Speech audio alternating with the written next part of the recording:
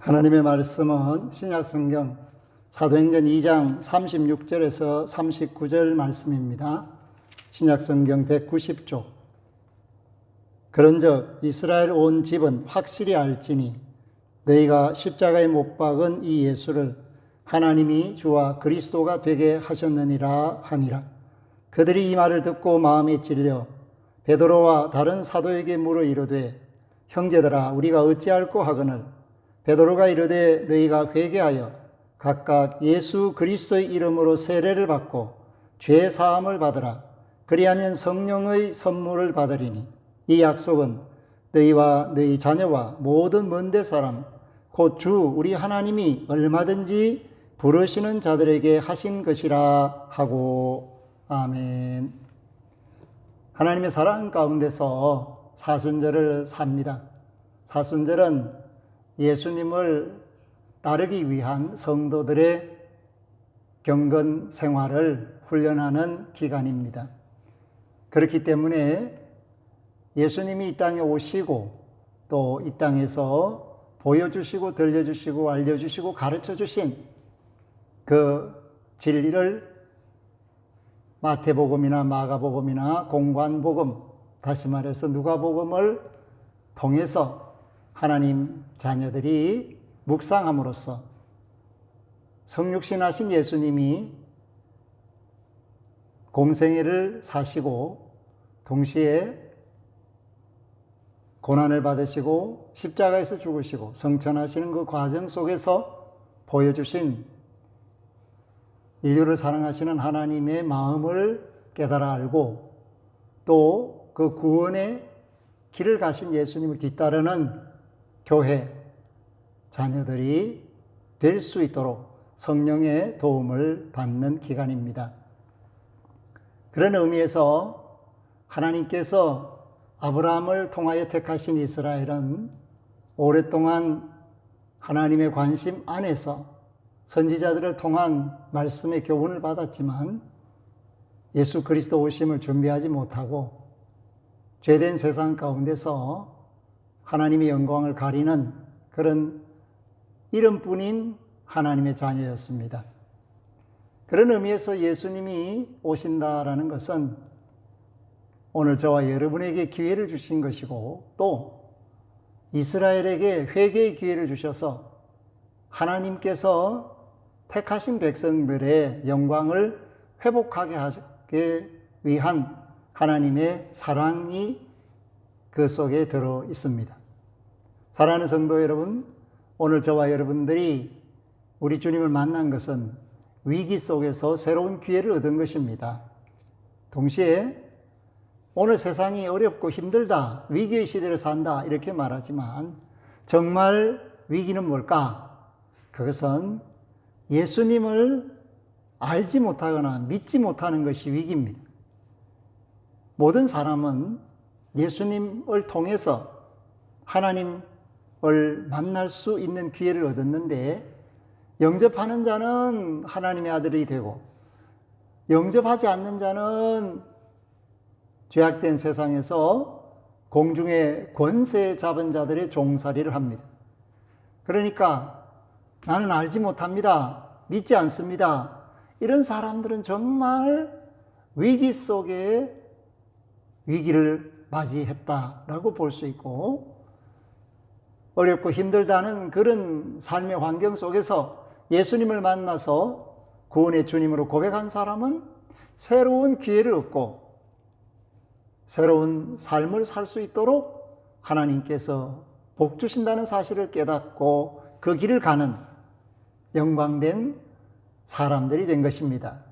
그런 의미에서 저와 여러분들은 구원하시기에 능하신 하나님의 손길 속에서 하나님의 선물이신 예수 그리스도를 영접하고 하나님께서 우리의 믿음을 굳세게 하기 위하여 생명의 선물이신 성령을 예수 그리스도를 통하여 약속하신 대로 주셨고 그로 말미암아 오늘 이 땅에 살면서 예수님이 원하시는 대로 하나님의 자녀답게 세상의 소금과 빛으로 쓰임받고 있다는 것이 얼마나 기쁘고 즐거운 일인가 생각해 볼 필요가 있습니다.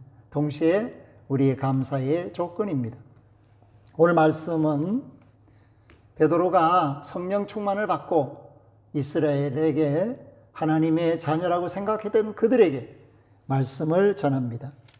그러면서 예수 그리스도를 그들이 알지 못하고 박해하고 십자가에 못 박기까지 하는 패역한 짓을 했는데 그 예수님을 하나님이 다시 살리시는, 높이시는 모습을 말씀으로 알려주고 있습니다.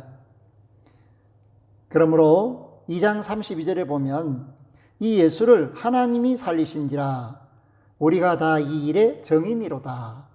예수님이 부활하셨다. 이것이 확실한 것을 베드로는 이야기하고 사도들이 또 성령 받은 교회와 성도들이 증인이라는 사실을 말해주고 있습니다. 그러므로 2장 33절에도 하나님이 오른손으로 예수를 높이시매 그가 약속하신 성령을 아버지께 받아서 너희가 보고 듣는 이것을 부어주셨느니라. 아멘. 당시에 모여있던 사람들은 성령으로 방언하는 것을 이상하게 여겼습니다. 그런데 믿음의 사람들은 하나님의 성령이 확실히 임했다는 사실에 감사하며 기뻐하게 됩니다. 그렇기 때문에 이스라엘은 확실히 알아라. 그것이 36절입니다. 바로 너희가 십자가에 못 박은 이 예수를 분명히 너희가 십자가에서 죽였다고, 그리고 확실히 죽은 이 예수를 하나님이 주와 그리스도가 되게 하셨느니라. 그 말은 부활을 통하여서 생명 얻는 구원의 길을 우리에게 주셨다라는 사실을 말씀하고 있습니다. 그때 이 베드로의 외침, 설교를 듣고 사람들이 마음에 찔렸습니다. 그래서 베드로와 다른 사도들에게 물었습니다. 형제들아, 우리가 어찌할꼬? 이것이 죄의 고통 속에서 알지 못한 채 폐역의 길로 가고 하나님을 떠났던 사람들이 예수 그리스도를 통하여 구원 얻는 비결이 됩니다. 우리가 어찌할꼬? 여기에서 회개가 주어지게 되고 그 회개를 통하여 예수 그리스도를 영접할 수 있는 길을 열어놓게 되었다라는 것을 말함으로써 성령 받은 베드로와 사도들이 자기 백성들인 이스라엘을 어떻게 사랑했는지 오늘 저와 여러분에게 보여주고 있습니다. 그러므로 38절에 베드로가 이르되 너희가 회개하여 각각 예수 그리스도 이름으로 세례를 받고 죄 사함을 받으라. 그리하면 성령의 선물을 받으리니. 아멘. 회개하여 예수 그리스도를 영접한다는 것은 하나님의 자녀로 살겠다는 뜻이고, 이제는 죄와 상관없이 거룩하게 하나님의 영광스러운 자녀로서 아들의 형상을 본받겠다라는 결단입니다.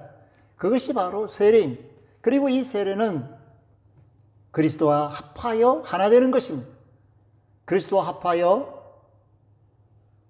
죽고 그리스도와 합하여 다시 사는, 이것을 바로 연합이라는 의미에서 세례를 사도 바울은 우리에게 말해 주었습니다.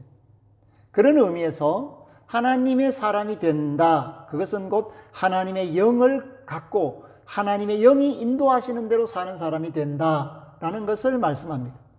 그래서 죄의 길을 갔든 어긋난 길을 갔든 배역한 길을 갔든 사람들이 마치 활을 쏘는 자가 화살을 겨누어서 관역을 향하여 쏘았지만 관역을 어긋나서 다른 길로 화살이 날아가는 것처럼 삶의 목표가 분명한데 우리가 하나님의 말씀을 듣지 않고 세상 사람들이 가는 길, 욕심에 사로잡혀서 공중의 권세 잡은 자들의 종살이하는 이 길, 이 죄의 길, 이 하마르티아, 죄로부터 바른 길을 가는 것이 회개입니다.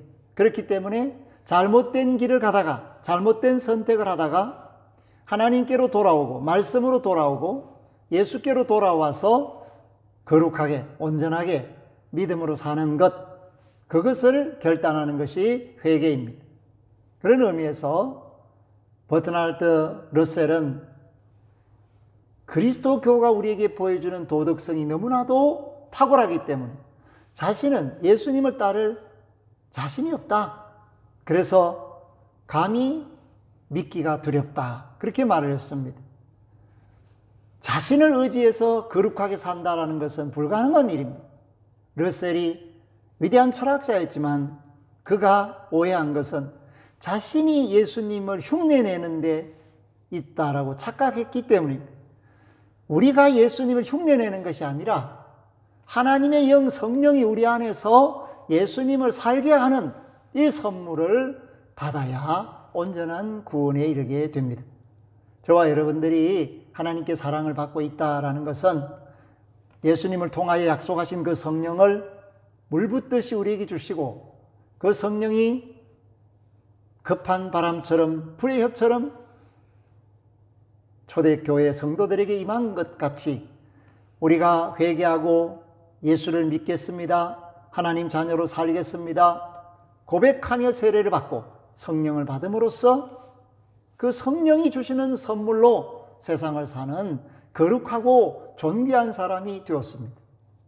예수님은 탁월한 인생을 사셨고 사람으로서 흉내낼 수 없는 완벽한 삶이 이것이다 라는 것을 보여주셨습니다. 정말 세상 사람들이 상상할 수 없는 그런 열악한 환경 속에 태어나시고 말구유에 누이셨다. 정말 추위에 몸 누일 곳이 없는 그런 마구간에서 태어나셨다. 이것은 지극히 가난하게 되셨다. 혹은 지극히 낮아지셨다는 것인데 이 세상에 있는 모든 사람들을 긍휼히 여기시는 하나님의 사랑, 그 섬김이 나타났다라는 것을 말씀합니다. 그리고 왕이 오셨는데 영접하는 자는 이스라엘이 아니라 저 멀리서 별을 보고 찾아온 동방박사들과 외로운 들판의 양치기들이었습니다. 헤롯은 오히려 왕이 온다? 마음속으로 죽여야 내 자리가 위태하지 않다 해서 베들레헴의 영아 살해를 하게 되는 끔찍한 범죄를 저지르고 그 과정 속에서 예수님은 요셉과 마리아의 손에서 애굽에서 자라나게 됩니다. 이 피난 얼마나 힘들었겠습니까? 요셉과 마리아가 그렇게 할 수 있었던 것은 성령의 역사하심입니다. 그리고 그 성령의 역사하심을 의지했기 때문에 예수님이 하나님의 아들로서 당당하고 아름답게 그 사명을 감당하실 수 있게 된 것입니다. 오늘 저와 여러분은 어려운 시절, 위기의 시대를 살고 있지만 예수님이 사셨던 그 삶의 모습을 조금만 묵상하더라도 우리는 감사할 수밖에 없는 환경을 가지고 있다라는 것을 알게 됩니다. 감사는 새로운 활력을 낳고 감사는 성령의 활동하심을 활발하게 합니다. 오늘 저와 여러분들이 하나님의 자녀됨을 인정하는 것은 곧 성령이 주시는 능력 안에서 그 은사 가운데서 살게 되었음을 말합니다. 누가복음 11장 13절에서는 기도에 관한 결론을 우리에게 이렇게 말합니다. 구하는 자에게 아버지께서 성령을 선물로 주시지 않겠느냐.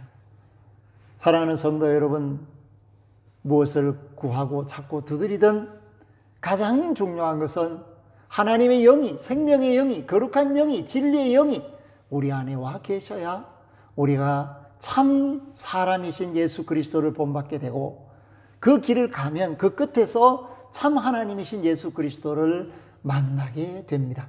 이것이 바로 하나님 앞에 서는 길이고 영생 얻는 길이기 때문에 오늘 사순절 기간 동안 우리가 살아왔던 그 삶의 과정 속에서 알지 못했던 모든 죄를 회개하고 성령의 강력히 역사하시는 은혜 안에서 그 능력을 받고 힘을 얻고 은사를 얻어서 세상을 밝히는 믿음의 권속들이 될 수 있기를 주의 이름으로 부탁하며 축복합니다. 그 은사가 사랑입니다. 희락입니다. 화평입니다. 온유와 절제, 우리로 하여금 충성하게 하고 너그러운 마음으로 세상을 살아갈 수 있게 하는 성령의 9가지 열매들을 기억해 보시고, 내가 성령의 어떤 선물 가운데서 하나님의 자녀로서 살고 있는가 늘 돌아보시고, 부족하다면 주여 성령을 내게 주시고 떠나지 마시고, 그 성령께서 활발하게 일하시는, 그래서 내가 쓰임받는 하나님의 자녀로 세상을 아름답게 하는 믿음의 아들, 딸이 되게 해주십시오. 그러한 저와 여러분들이 되기를 축복합니다. 아멘. 하나님 감사합니다. 오늘 말씀을 통해서 우리 자신을 다시 돌아보고 주의 이름을 부르며 성령으로 말미암아 거룩해지고 진실해지고 아름답게 되어서 하나님의 영광과 권능, 하나님이 주시는 은혜 안에서 영생을 얻는 생명의 사람들이 되고, 또 성령으로 말미암아 온갖 열매를 맺고 선한 삶을 살고 은사 가운데서 능력을 행하는 믿음의 사람으로서 쓰임받게 됨을 기뻐합니다. 우리 모든 성도들이 위기를 기회로 여길 수 있도록 성령 충만하게 하옵소서. 감사를 드리옵고 예수 그리스도 이름으로 기도 올리옵나이다. 아멘. 지금은 우리 주 예수 그리스도의 은혜와 하나님 아버지의 극진하신 사랑하심과 성령님의 교통하심이 우리 주 예수 그리스도를 회개함으로 고백하며 세례를 받음으로 영접한 모든 이들과 성령으로 인도함을 받고 세상을 밝히는 소금과 빛, 쓰임받는 일꾼 되기를 사모하는 이들 머리머리 위, 구원받아 마땅한 이들과 천하 만민들 위해 이제로부터 영원토록 항상 함께 하시기를 축원하옵나이다. 아멘.